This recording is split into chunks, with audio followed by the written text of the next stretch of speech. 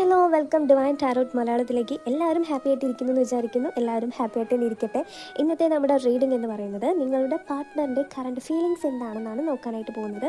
അപ്പോൾ നെഗറ്റീവായിട്ടൊന്നും ആരും ചിന്തിക്കാതെ പോസിറ്റീവായിട്ട് ചിന്തിക്കുക കേട്ടോ. നിങ്ങളുടെ പാർട്ട്ണറിൻ്റെ ആ ഒരു ഫേസ് നല്ല രീതിക്ക് മനസ്സിലേക്ക് കൊണ്ടുവരിക. ഓക്കെ, അപ്പോൾ ആർക്കെങ്കിലും പേഴ്സണൽ റീഡിംഗ് ആവശ്യമാണെന്നുണ്ടെങ്കിൽ വാട്സാപ്പിൽ കോൺടാക്റ്റ് ചെയ്യാവുന്നതാണ്. നമ്പർ വീഡിയോയ്ക്ക് മേലെ തന്നെ കൊടുത്തിട്ടുണ്ട് കേട്ടോ.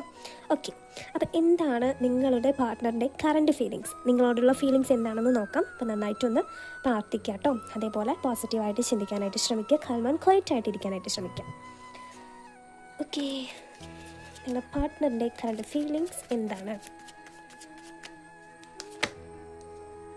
വേൾഡ് കാർഡും 2 ഓഫ് കപ്സുമാണ് കിട്ടിയിട്ടുള്ളത്. ഓക്കെ, വേൾഡ് കാർഡും 2 ഓഫ് കപ്സുമാണ് കിട്ടിയിട്ടുള്ളത്. അതായത് 2 ഓഫ് കപ്സ് എന്ന് പറയുന്നത് വളരെ പോസിറ്റീവായിട്ടുള്ളൊരു കാർഡാണ്. അതായത് നിങ്ങളോടുള്ള ഇഷ്ടം എന്ന് പറയുന്നത് ആൾക്ക് ജെനുവൻ ആണെന്നാണ് കാണിക്കുന്നത്. ഒരു ട്രൂ ലവൊക്കെയാണ് കാണിക്കുന്നത്. അതേപോലെ തന്നെ നിങ്ങൾ തമ്മിൽ എന്തെങ്കിലും ഒരു കർമ്മ റിലേറ്റഡ് ആയിട്ടുള്ള എന്തെങ്കിലും തീരാനുണ്ടെന്നുണ്ടെങ്കിൽ അത് അവസാനിക്കുന്ന ഒരു സമയമാണ്. നമുക്കറിയാം, കർമ്മഫലം കൊണ്ട് ഉണ്ടാവുന്ന ചില പ്രശ്നങ്ങൾ നമ്മുടെ എല്ലാവരുടെ ലൈഫിലും ഉണ്ടാവുന്നതാണ്. അപ്പം അത് ക്ലോസ്ഡ് ആവുന്നു എന്നും കാണിക്കുന്നുണ്ട്.